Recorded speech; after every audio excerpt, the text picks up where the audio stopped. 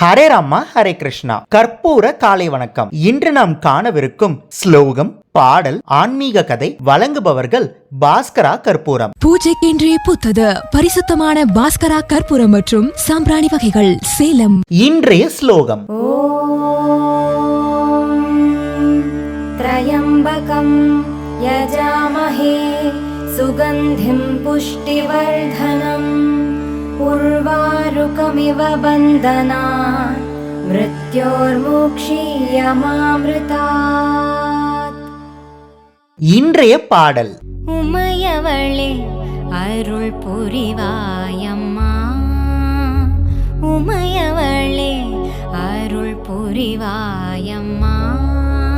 ஓங்கார ரூபிணி அகிலாண்ட நாயகி, ஓங்கார ரூபிணி அகிலாண்ட நாயகி. அடியார்கள் வினை தீர்க்கும் ஆதிபராசக்தி, அடியார்கள் வினை தீர்க்கும் ஆதிபராசக்தி. உமையவளே அருள் புரிவாயம்மா. நான் செய்த பிழைகள் எல்லாம் பொறுப்பாயம்மா, அம்மா பொறுப்பாயம்மா. ஜெகதம்பிகே சிவரஞ்சனி, ஜெகதம்பிகே சிவரஞ்சனி. உமையவளே அருள் புரிவாயம்மா, உமையவளே அருள் புரிவாயம்மா.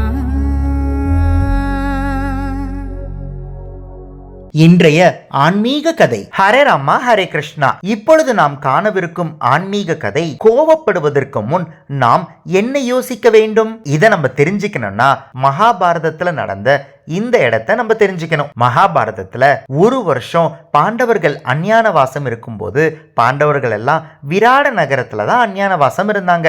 தர்மர் விராட நகர ராஜாவுக்கு அட்வைசரா இருந்தாரு. அதே சமயத்துல அர்ஜுனன் பிரகநிலை அப்படின்ற ஒரு வடிவத்துல அதே அரண்மனையில வேலை செஞ்சுட்டு இருந்தாங்க. விராட நகர ராஜா ஒரு பக்கம் சண்டையிட போகும்போது இன்னொரு பக்கம் சண்டையிடுறதுக்காக ஒரு படை வந்ததுனால விராட நகர ராஜாவோட மகனான உத்திரர் சண்டை போட போயிடுறாரு. உத்திரருக்கு உதவியா அர்ஜுனனும் போயிடுறாரு. இப்போ விராட நகர ராஜா அரண்மனைக்கு திரும்பி எங்க உத்திரர் அப்படின்னு கேட்கும்போது இன்னொரு பக்கம் படை சண்டை போட வந்துட்டாங்க. அதுக்காக உத்திரர் சண்டை போடுறதுக்கு போயிருக்காருன்னு சொன்ன உடனே விராட நகர ராஜாக்கு ரொம்ப வருத்தம் ஆயிடுச்சு. என்ன காரணம் அப்படின்னா, உத்திரர் பலசாலியோ திறமசாலியோ இல்ல அப்படின்னு விராட நகர ராஜா நினைச்சாரு. அவருக்கு என்ன பயம்னா, இந்த சண்டையில உத்திரருக்கு ஏதாவது ஆயிடுமோ அப்படின்னு பயப்பட்டாரு. அப்போ அங்க இருக்கிறவங்க ராஜா கிட்ட உத்திரருக்கு உதவியா பிரகநிலையும் போயிருக்காங்க அப்படின்னு சொல்றாரு. சொன்ன உடனே தர்மருக்கு நல்லாவே தெரியும் பிரகநிலை அர்ஜுனன் தான் அப்படின்னு. உடனே தர்மர் ராஜா கிட்ட, ராஜா கவலைப்படாதீங்க, பிரகநிலை கூட போயிருக்காங்கல்ல, அதனால உத்திரருக்கு எந்த ஆபத்தும் வராது அப்படின்னு சொல்றாரு. சொன்ன உடனே ராஜாக்கு பயங்கர கோபம் வந்துருச்சு. என்ன கோபம் அப்படின்னா, இதை சொன்னது தர்மரனும் பிரகநிலையா இருக்கிறது அர்ஜுனனும் ராஜாவுக்கு தெரியாது இல்லையா. ராஜாவை பொறுத்தன வரைக்கும் இந்த அரண்மனையில வேலை செஞ்சிட்டு இருக்கிற ஒருத்தரால உத்திரரை பாதுகாக்க முடியும் அப்படின்னு சொல்றத ஒரு அவமானமா கருதி ராஜா அவரோட கையில இருக்கிற பகடை காய்களை தர்மரோட தலை மேல எரிஞ்சிடுறாரு. அந்த பகடை காய்கள் தர்மரோட நெத்தில பட்டு ரத்தம் வருது. தர்மர் ஒரு வார்த்தை கூட பேசாம அந்த இடத்த விட்டு வெளியில போறாரு. தர்மரை பாக்குறதுக்காக பீமன் வராரு. பீமன் தர்மரோட நெத்தில இருக்கிற ரத்தத்தை பார்த்து, இந்த ரத்தம் வர யார் காரணம் அப்படின்னு கேட்கிறாரு. உடனே தர்மர், விராட நகர ராஜா அவரோட பகடை காய்களை என் மேல தூக்கி போட்டதுனாலதான் ரத்தம் வருது அப்படின்னு சொல்றாரு. உடனே பீமன், இப்பவே போய் அந்த விராட நகர ராஜாவை ரெண்டா பொளந்துடுறேன் அப்படின்னு சொல்றாரு. ஆனா தர்மர் பீமனை தடுத்து அது தப்பு அப்படின்னு சொல்றாரு. பீமன், என்ன சொல்றீங்க, இதுக்கப்புறமும் நான் மௌனமா இருக்கணுமா அப்படின்னு கேட்கும்போது தர்மர் சொல்றாரு, முதல்ல ஒருத்தர் மேல நம்ம கோபப்படும் போது ஒரு விஷயத்தை யோசிக்கணும் அப்படின்னு சொல்றாரு.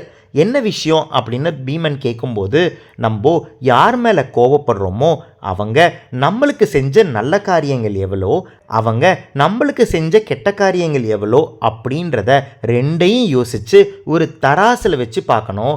அவங்க நம்மளுக்கு செஞ்ச நல்ல காரியங்கள் தான் அதிகம் அப்படின்னா அப்போது நம்ம அவங்க மேலே கோபப்படக்கூடாது. இப்போது நம்ம அஞ்ஞான வாசத்தில் இருக்கோம். நம்ம அஞ்ஞான வாசத்தில் இருக்கும்போது ஒரு வருஷம் இந்த அரண்மனையில் தான் நம்ம இருக்கோம். இந்த அரண்மனையில் தான் ஒளிஞ்சிருக்கோம்.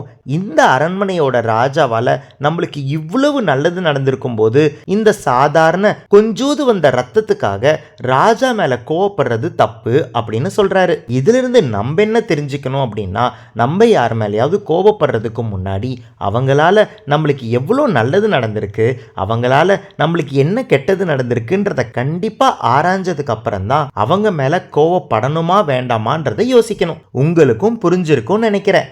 இன்று நாம் பார்த்த ஆன்மீக கதை கோவப்படுவதற்கு முன் நாம் என்ன யோசிக்க வேண்டும். இந்த கதை உங்களுக்கு பிடிச்சிருந்ததுன்னா இந்த வீடியோவோட கமெண்ட் பாக்ஸில் கற்பூர காலை வணக்கம் அப்படின்னு பதிவிடுங்க. நாளை இன்னொரு புது ஆன்மீக கதையில் உங்களை சந்திக்கிறேன். ஹரே ராமா ஹரே கிருஷ்ணா. பூஜைக்கென்றே பூத்தது பரிசுத்தமான பாஸ்கரா கற்பூரம் மற்றும் சாம்பிராணி வகைகள் Salem. ECG cards, Ramayana Mahabharata playing cards. Ramayana மகாபாரதத்திலிருந்து 108 கேரக்டர்ஸ் பத்தி நீங்க நிறைய விஷயங்களை தெரிஞ்சுக்கணும்னா இந்த ப்ராடக்ட் உங்களுக்கு தான். இது ஒரு பிளாஸ்டிக் பிளேயிங் கார்ட்ஸ். ஒவ்வொரு கார்டையும் இண்டிவிஜுவலா ஸ்கேன் பண்ணி அந்தந்த கார்டுல இருக்கிற கேரக்டர் பத்தி யூடியூப்ல தெரிஞ்சுக்கலாம். ஒவ்வொரு குழந்தைங்களும் கத்துக்கிட்டே விளையாடலாம், விளையாடிக்கிட்டே கத்துக்கலாம்.